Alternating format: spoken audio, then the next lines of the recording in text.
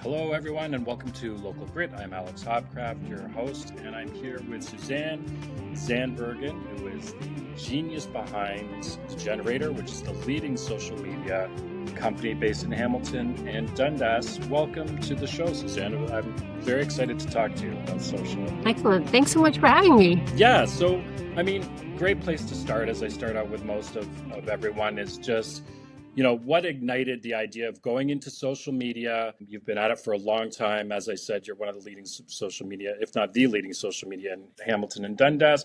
How did it all start, and what were some of the gritty moments in the beginning? So started 11 years ago now. I had a first career at the Hamilton Spectator in advertising, and social media came onto the scene, and I just was really super interested in that. Decided to start my own company doing social media marketing for people. Very, very different from now 11 years ago versus 11 years ago. Back then, Facebook was king. Nobody really had Instagram accounts yet. Twitter was huge in Hamilton. So very different. Wow. Yeah. So just tons of stuff has changed since then. Yeah, completely. Yeah. A lot of the time we were just trying to convince people like they needed to be on social media. They didn't really quite get it. They certainly didn't really understand paying somebody to help them with social media at that time. So we were working with a lot of early adopters for sure. Yeah, and then you know, Hamilton's known as this gritty, community-based city. How did you win over those voices? How did you build authentic brand voices for those local businesses? Yeah, because Hamilton is like, it's just a very real city full of very real people. So it's important to mirror that on social media, I feel like. And so that I think is sort of the secret to our success as well, is that we've been doing that since the beginning, trying to tell the stories of businesses and organizations directly with them and, showing what they offer directly. We're on site all the time with our clients and trying to get that real kind of content. Yeah, I see you on site often, coming to help local businesses.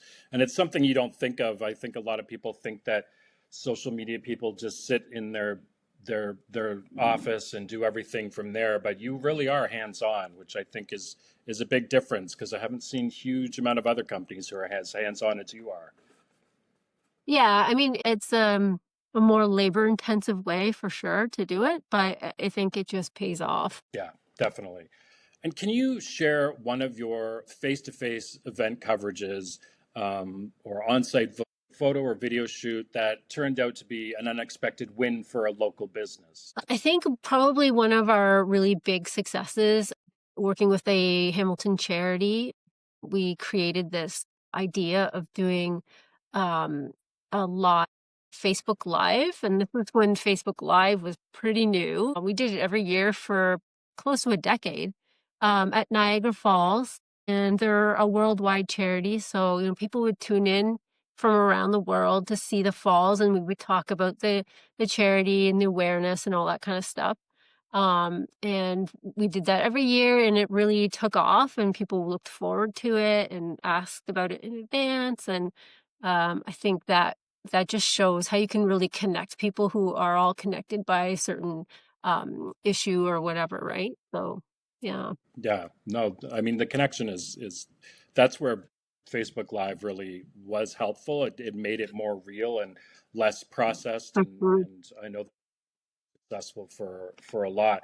And that also, mhm, I just that you're one of the co-founders of Fempreneurs. It's funny, Rachel, my wife, talks about Fempreneurs all the time, so that mhm. was nice to see. And so, how have you? What are some key lessons that you've learned from empowering women entrepreneurs, especially through social media? Now, I don't know if social media is male dominated as much as it used to be, but is it different for what have you learned from that group, and helping other women succeed? Mhm. Well, I think, the main thing about women as entrepreneurs is that we do things a little differently when there's a room full of just women networking. It's quite different because we're all just sort of looking for the commonalities between each other's businesses, and we're looking for opportunities to help each other. Yeah. So, with social media, we've been able to have like a Facebook group so we can do that virtually. But then it also helps just to sort of mobilize everybody and make sure we're all together when we have in-person events as well. And we have sold out tons of events with the group. So yeah, it's been Oh, pretty special. yeah, nice. There's something that I've noticed with social media and with working with business owners, and that is whether you buy your following or not. And you have a zero tolerance, non-negotiable. You cannot buy your followers or likes or what have you, which I really admire because many places have told me the opposite.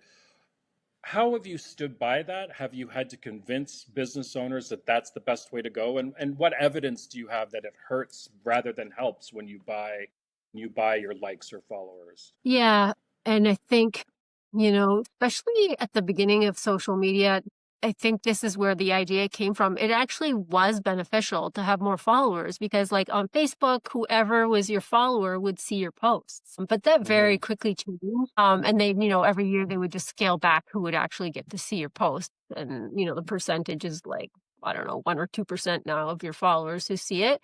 Of course, once you're creating content that is being shared and engaged with, that's when they start to roll it out more and more.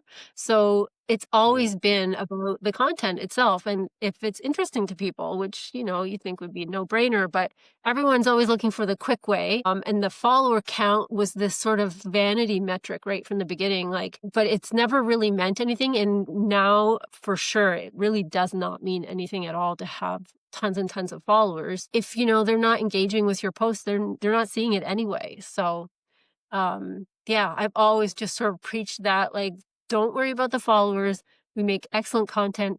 And what matters is the results for your business in the end. Like, what are you trying to achieve with social media? Let's focus on that. Yeah, that's something that from the very beginning when we opened our music school, we were like, why would I want 20,000 followers who live not even where we give lessons? They will never take a lesson Mhm. with us. Instead of Yeah. having 200 parents who are hyper local focused, which is what the generator focuses on, why would I not want that? They're the ones who are going to talk more. They're going to see more of my posts. So I agree. I'm surprised that people still think, and I know it's a vanity metric, but it's amazing how many business owners think that it has value.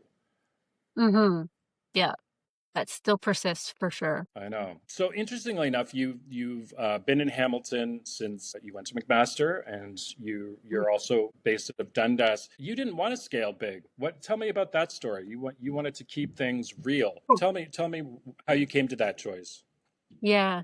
So when I did first start my business, it was a different situation where I had never run a business before, and I was working out of a co-working space, so surrounded by a lot of this new entrepreneurship energy.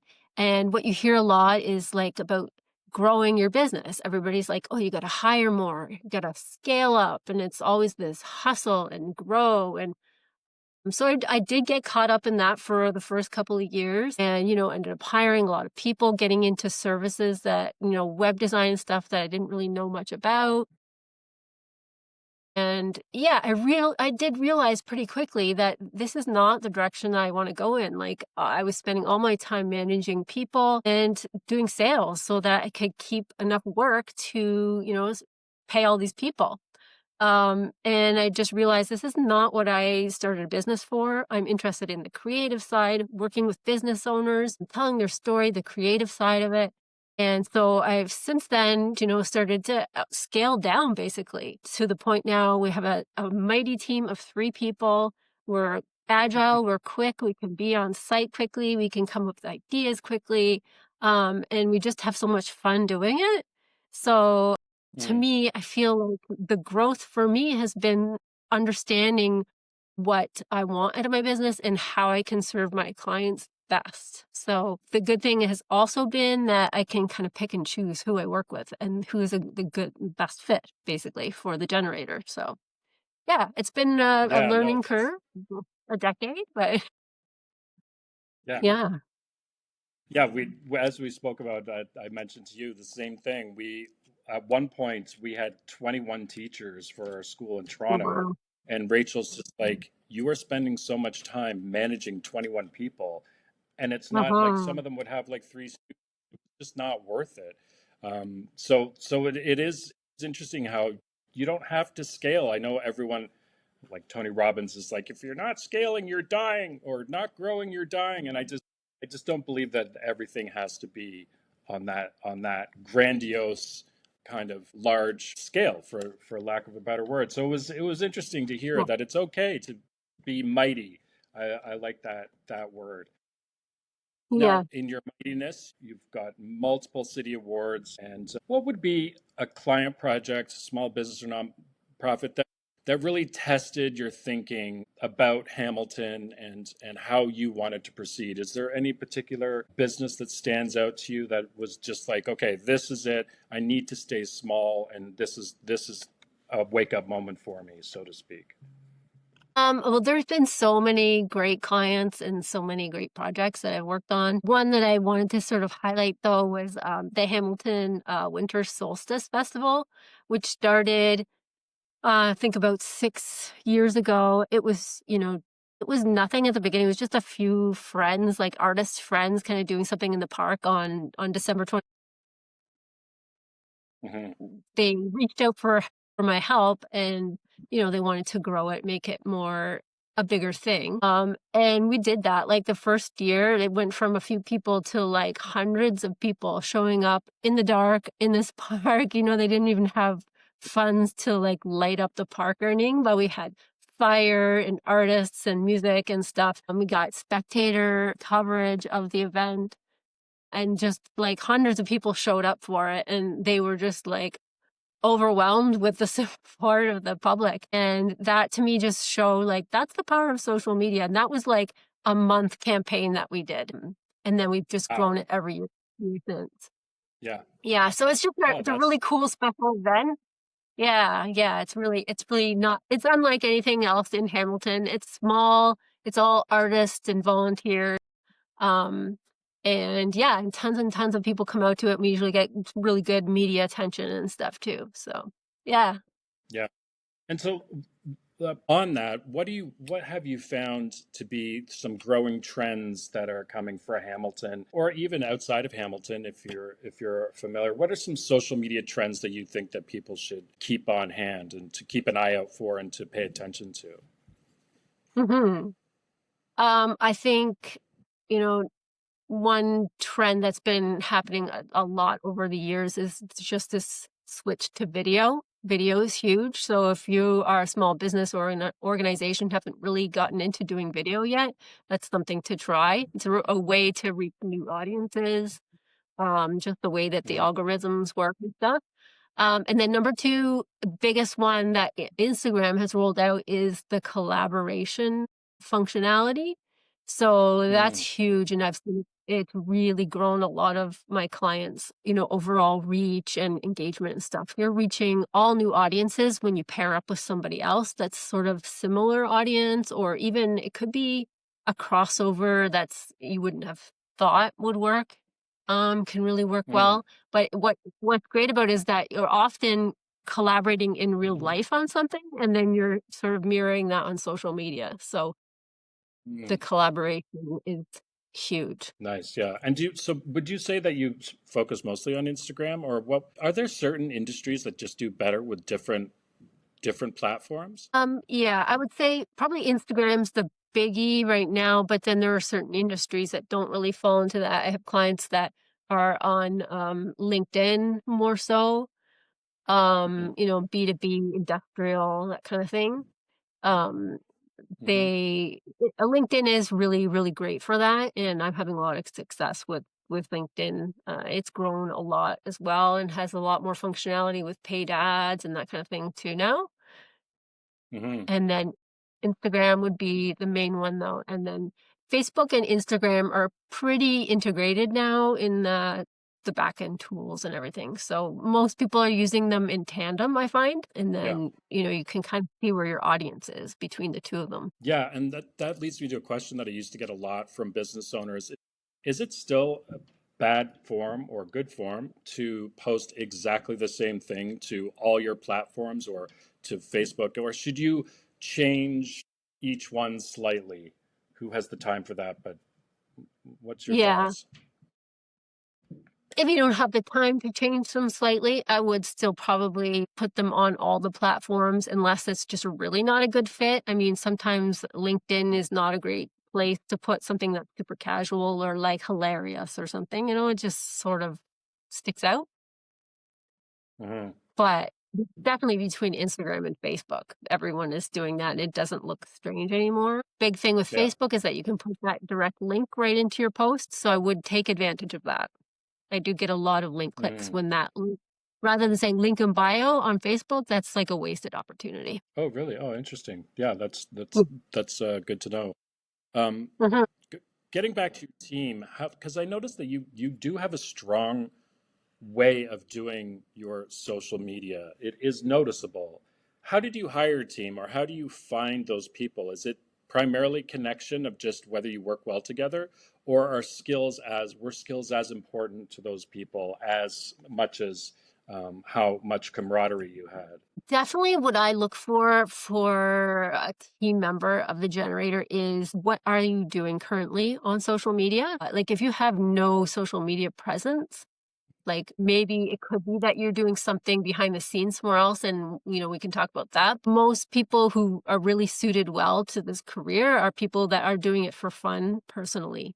They have a blog and they are posting on Instagram, that kind of thing. They're doing videos on TikTok, something like that, because Hmm.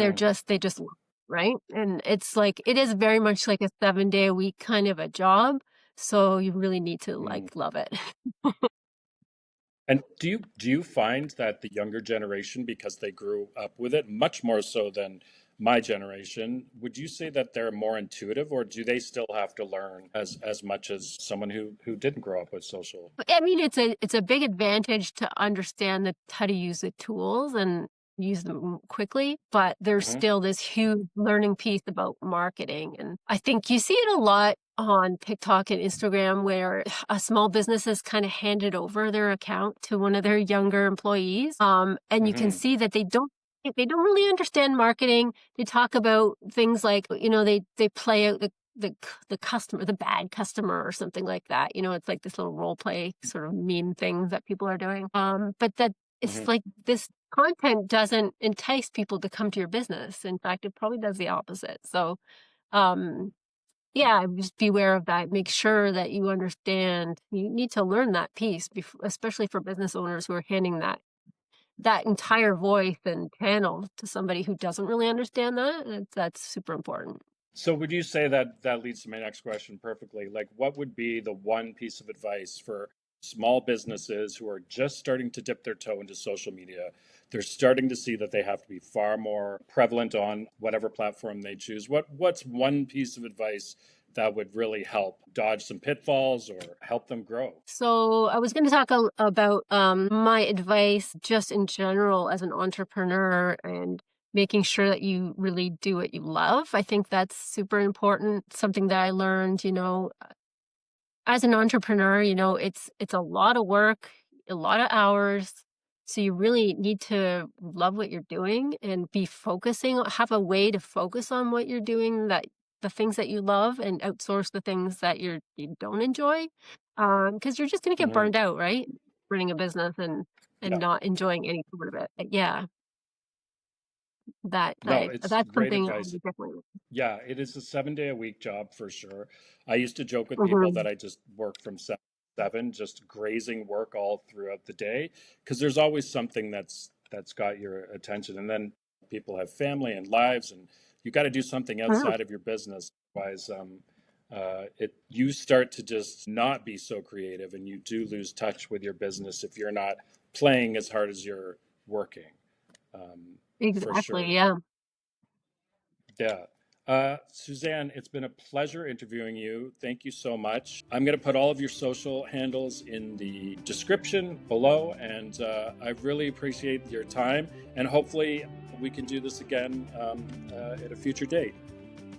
For sure. Yeah. Thanks so much for having me. All right, take care. Bye.